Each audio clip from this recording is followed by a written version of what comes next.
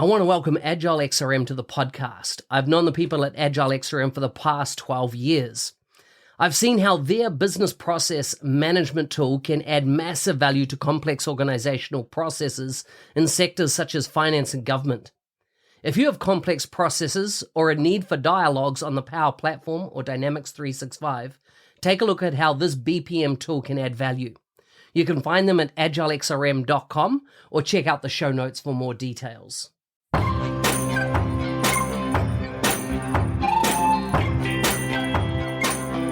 Welcome to the MVP Show. My intention is that you listen to the stories of these MVP guests and are inspired to become an MVP and bring value to the world through your skills. If you have not checked it out already, I do a YouTube series called How to Become an MVP. The link is in the show notes. With that, let's get on with the show.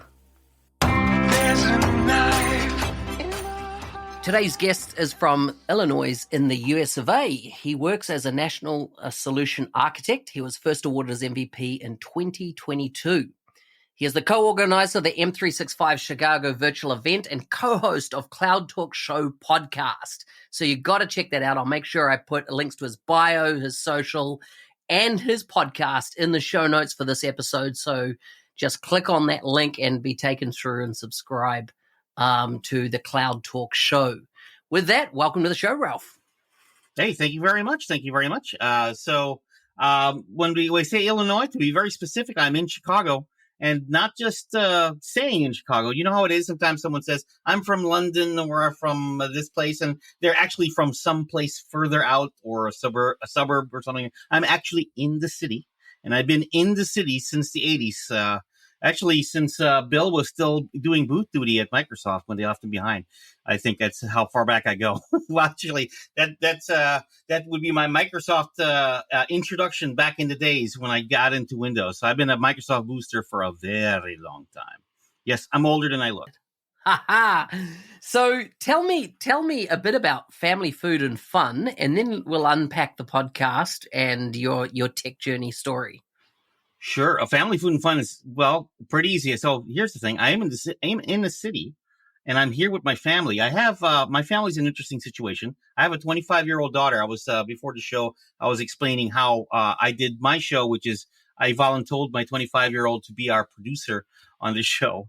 I also have a 6-year-old. So as you can see, I'm sort of, crazy man doing this again. Except when I could volunteer my 25-year-old to do something and she's compliant, this one over here acts like a stakeholder at one of our probably common clients that has very heavy demands and knows exactly what they want because, well, they're turning older than us for that matter. So fun with the family at this point, keeping that going. At least I'm at a stage of my career where I can afford to do that. So as an example, all right, we wanted to have a nice family vacation to Europe. We were, if you recall, there was an event called the Scottish Summit that was coming out. It's like, let's go and try to visit some relatives while we're out there, and let's put that all together. And it's like, well, then all of a sudden, all the client stuff happening, the end of Microsoft's fiscal year, boom, boom, boom, boom. You got to do all this work. Oh, sorry, we can't go. Or everyone's all disappointed. All right, fine, let's go to Disney World. Yay, okay. Stakeholder modified. I've updated requirements, and of course, Disney World, which turns out to be, just as an aside, not as a bad expenses wise relative to a lot of things and for what they deliver. I'm going to have to give an endorsement right over here. So don't worry, Disney's not paying me. They are not a client. But I will say that was one trip that was well worth it, has mollified the stakeholder for, I hope till Christmas at least. That'll allow me to work and be here late night on podcasts without them complaining. Nice. So tell us a bit about your show, Cloud Talk Show, your podcast. How did it get started? What's your inspiration and kind of, what keeps you going? So, for the longest time, I went into the dev world, I guess, in the consulting world, toward the dark side, as they say, around the year 2002. Coming out of the crazy year 2000 stint. I was with UBS at the time, and needless to say, a lot of people passed with flying colors. And then the backlash was like, well, nothing went wrong. And there's companies that didn't pay as much and nothing went wrong with them. So I'm like, well, I better mosey on to maybe the consulting side, see what's going on. And from then going into the dev side, Microsoft was coming out with this thing called .NET at the time. Now, .NET changed pretty much the game for how programming was going. I became a programmer mostly because of that. I was more analyst, just used the tools to make things happen. And that really brought me into that heavy area. Once I was in that heavy area, there was some tools in there. I think it was called .NET Nuke was the main tool that was out there. It was sort of like a how make your own Amazon.com sort of situation with that particular tool. So someone said, hey, you can do that tool. You can do this other tool, SharePoint. Okay, sure, I can do that. It was something Microsoft just purchased. It was very recent. I became the SharePoint guy because I said the words. So the spell was cast. I'm the SharePoint guy from now on. So that kept happening. No matter what kind of dev I kept trying to push myself into. I mean, I got my certification in MCSD and everything else. Got all the dev stuff, but I still kept being drawn back to SharePoint. Keep drawing back. Finally, they did something very interesting in SharePoint. They turned the whole ecosystem into this thing that we now call M365. Well, actually, it was Office 365, M365. Moving into that area, I was moving into essentially the cloud, the slow way. We were trying to recreate SharePoint environments. Said, how can we do this? We don't have machines. We don't have budget. We need to make this stuff happen very fast. Hey, and in fact, it was Larry, who's my co-host, by the way, in the podcast, cloudtalkshow.com, who said, I have these free cloud accounts that we can try to use. Let's try using those. I think it was Cloudflare at the time. And then there was this newfangled thing called Azure that was like, hey, so Microsoft's trying to do something in there too. Yeah, let's host SharePoint in there. So we were literally, it actually was more clandestine because it turned out we were supposed to get permission. We didn't. We got, as they say, ask for permissions later. We ended up getting into the cloud. Because of that foray into the cloud, we decided to start looking more into that. The SharePoint stuff for our purposes, because we were really developers at this point. We wanted to do more in that space. And when we looked at it, I started architecting in that area. It's like, hey, they want to have a SharePoint solution. No, you want a cloud solution because it's SharePoint. You're just thinking too small. You got to think big. I started doing that. Larry started doing that. And next thing you know, after we started doing that, I was like, we should do that podcast stuff like Andrew Connell and some of the other folks like that, inspired by the greats doing those kind of things. And we decided to do that more and not exactly amateur way, more like as a hobbyist, right? So we were like another homage to another talk show here in the United States in PBS called Car Talk.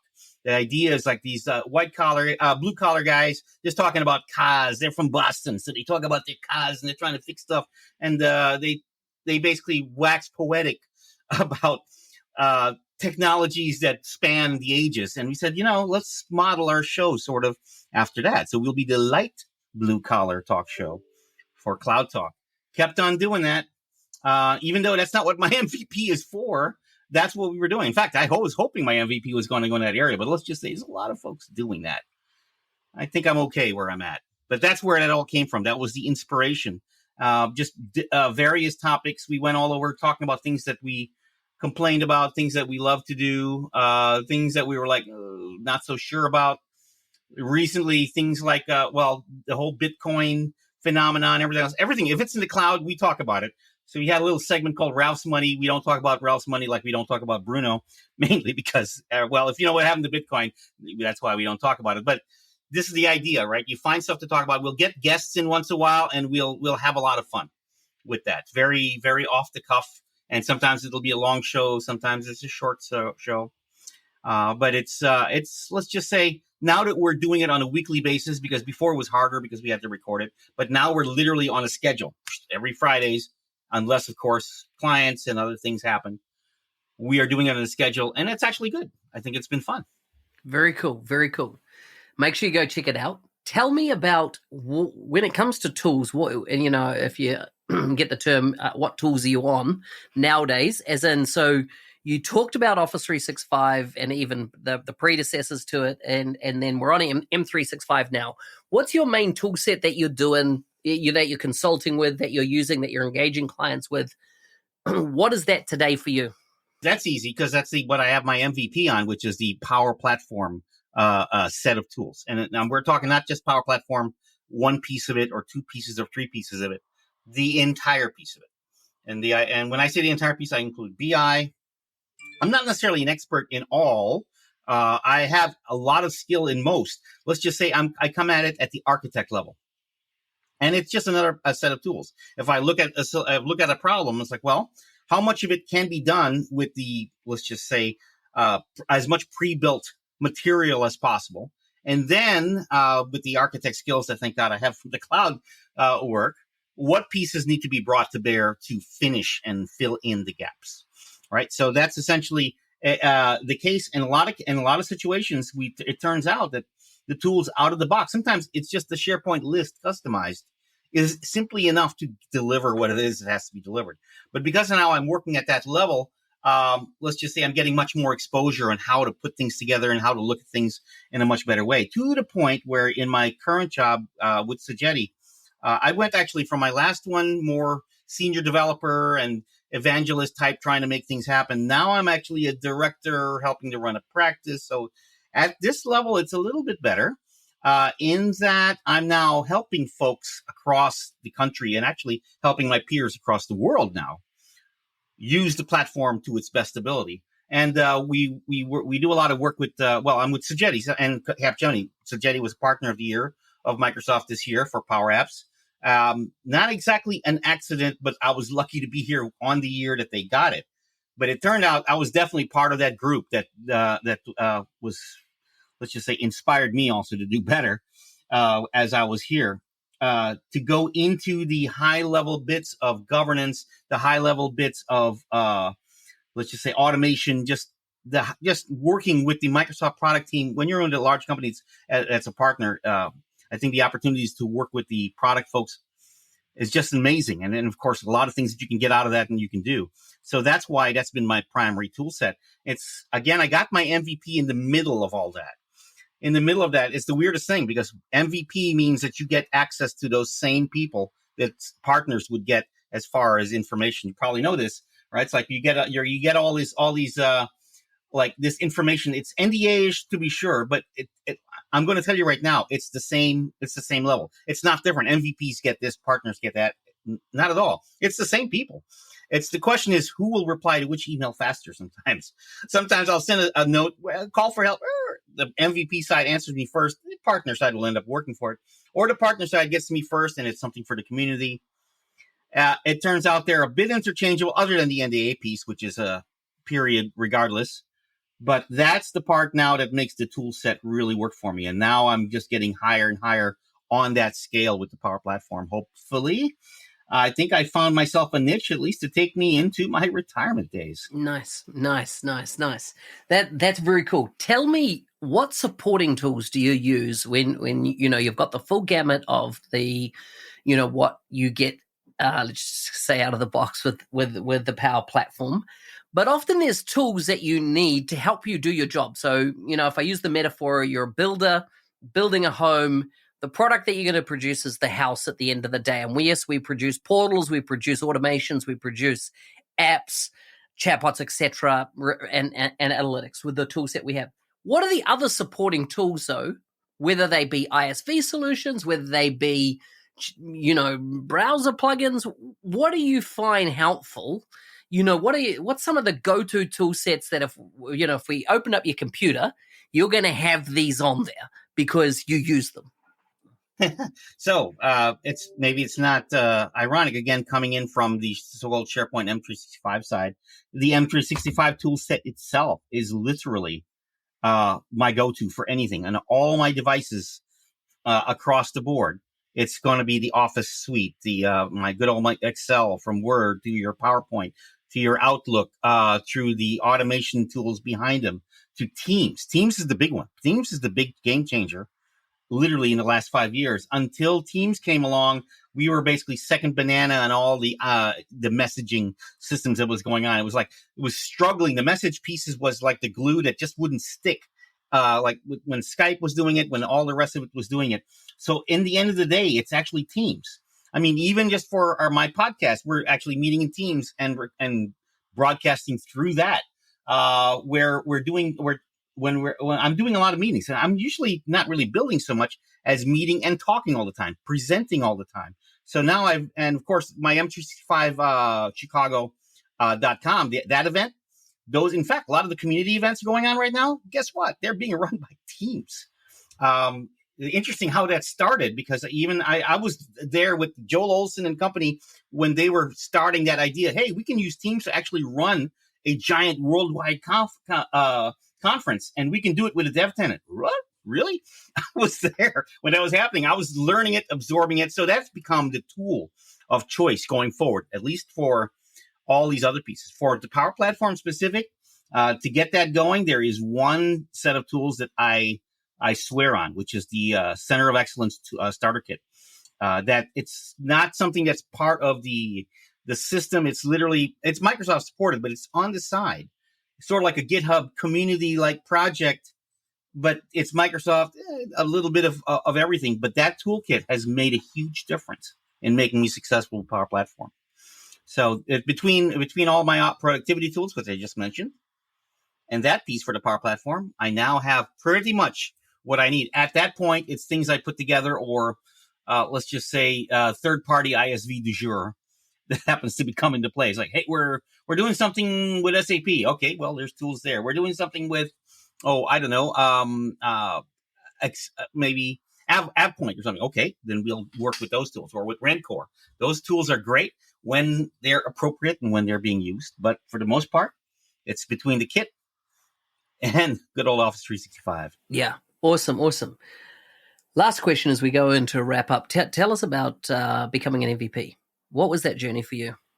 I think that journey with me started many, many years ago. I was always a Microsoft booster for the longest time. And I recall before there was an MVP program, they were talking about something like it.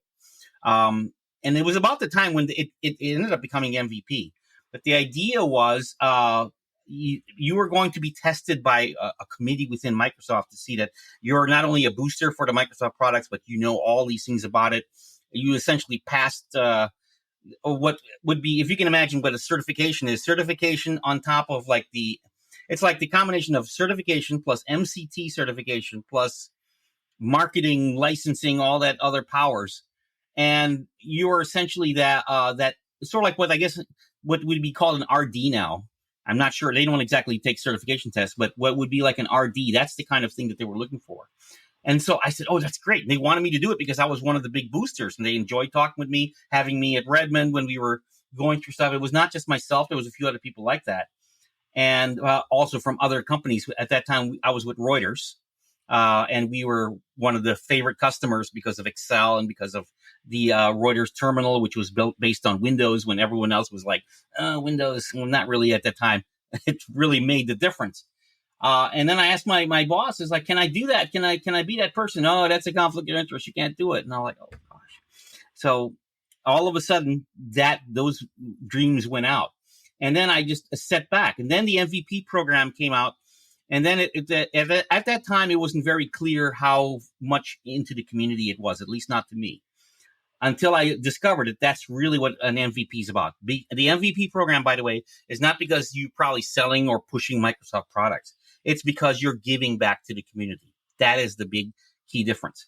And the big key difference for me, even though I've been like running user groups with Ineta and all this other stuff for the longest time, the biggest difference with that was when every time I wanted to go a little bit more to take that extra effort, the company I was with would always hit the clamps and say, we cannot look like we favor one company. We cannot look like we're doing something. And if people see you doing that, they're going to say that we're tacitly behind you.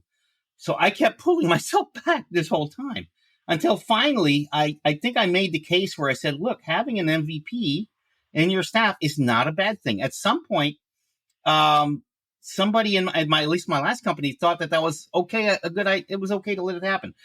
And that's because they were new. They were freshly hired people trying to make their mark. It's like, well, how can I make my mark here? And I said, how about trying to help me in my MVP status by allowing me to do stuff, maybe helping me get some promos for this and doing more with the community, give back and all that, telling my company to help out a little bit. So they started that, but again, half-hearted, going through it. So not so much. Then I come to Sajetti. Sajetti's like, oh, we have MVPs. We do that. We're a partner. We do all that stuff. What are you doing with that? In fact, that's why we're hiring you, because you are on that path and not because you're going to get an MVP. We have nothing to do with that. That's great. We're going to support you. Have at it. And after that, it was again right after one of the big the first M365 event. I said, well, I'm going to focus on it. A lot of the things they said when I got in Sajetti, they said they looked at and saw what I was doing M365 wise, cloud wise, and everything else. It's like, well, you're doing a lot more in Power Platform than most anyone that we've seen. Why don't you focus on that? That was my boss that said, focus on Power Platform. That turned out to be the big difference for me on the MVP path. Once I got there, and in the MVP path, it wasn't just community, because I was getting exposure. Know a lot of the folks that are in there, a lot of the people that are in the program, a lot of them are now in Microsoft. But even before that, let's just say we all knew each other from Tech Ed, from Ignite, from these conferences going back for years. I was known enough, but I wasn't doing enough in anything that made it, let's just say, worthy of an MVP. The difference was, at this point, not only getting the stuff done, but once I was getting known through the partnership, at least that was it was suddenly they were connecting it. Oh, Ralph working there is that same Ralph in the community. Wait a minute. Now we have a correlation. There's his skill being proven in more ways than one. It seemed like all of that came together. And then finally, good old MVP. That was, I think I waited. I applied in like July. It wasn't until January that I got it. That's why I don't have nails anymore. It's like they're never grown back since, waiting for all that time. But I was the kind of person that said, well, if I get it, it's okay. It wasn't such a big deal. But then when you go through the process, all of a sudden, I'm going to say that if anyone's gone through the process, because it's pretty intense, that there's a lot of things you got to do to get it filled out. And then you're not sure if you're doing it right, and you got to put those pieces together. If you're not a little bit antsy or anxious about it, you're not saying that you're not being truthful, because it is an anxious little thing to get it done. Once that's done, of course, you feel a little bit more relaxed. Then I was worried, like, how do you maintain it? Oh, should I? Wow. I went to I felt like I went to such a high level to get there. Do I have to do that? Then I began to realize, no, it's not that. Once you have that muscle memory on how to do it, just keep doing what you're doing. And I imagine I'll maintain it. But that was my journey to get there. And it took many years to get there to the point. And maybe it took a bunch of people perhaps to retire from Microsoft and forget all the stuff that they heard about me, whatever. Maybe whatever that had to happen, a generation had to flip before I came through. But however it worked, I'm still very grateful. I'm still very honored. And I'm still focused on the community. Hey, thanks for listening. I'm your host, Business Application MVP Mark Smith, otherwise known as the NZ365 Guy. If you like the show and want to be a supporter, check out buymeacoffee.com/NZ365 Guy. Thanks again, and see you next time.